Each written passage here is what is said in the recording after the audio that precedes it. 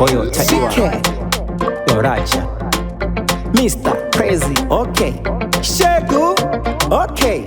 Aiwa baba, muskanari grateful, muskanari thankful, arikufara, ha. Tatuma Mr. Shegu, kuti vazvitse mufaro wedu, tiri kufara, ha. Happiest woman pa town, yes.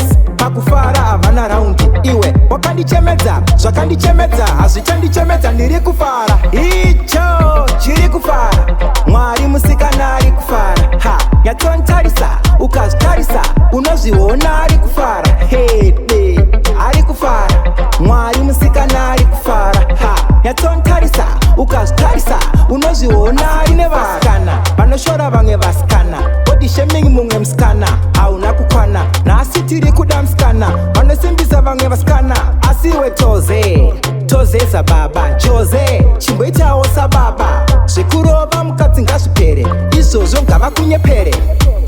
Icho chiri kufara, Mwari musikana ari kufara, ha. Yatontarisa, ukazvitarisa, unozviona ari kufara, hede, ari kufara. Mwari musikana ari kufara, ha. Yatontarisa, ukazvitarisa, unozviona. Aiwa baba, musikana ari grateful, musikana ari thankful, ari kufara, ha. Tatuma Mr. Shegu kuti vazvitse mufaro wedu, tiri kufara, ha. Happiest woman pa town, yes. Pakufara havana raundi, iwe wakandichemedza, zvakandichemedza, hazvichandichemedza, ndiri kufara. Icho chiri kufara, Mwari musikana ari kufara, ha. Yatontarisa, ukazvitarisa, unozviona ari kufara, hede, ari kufara.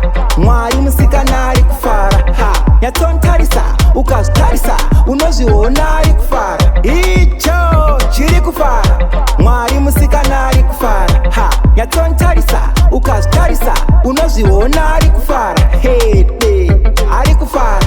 Mwari musikana ari kufara, ha. Yatontarisa, ukazvitarisa, unozviona ari kufara.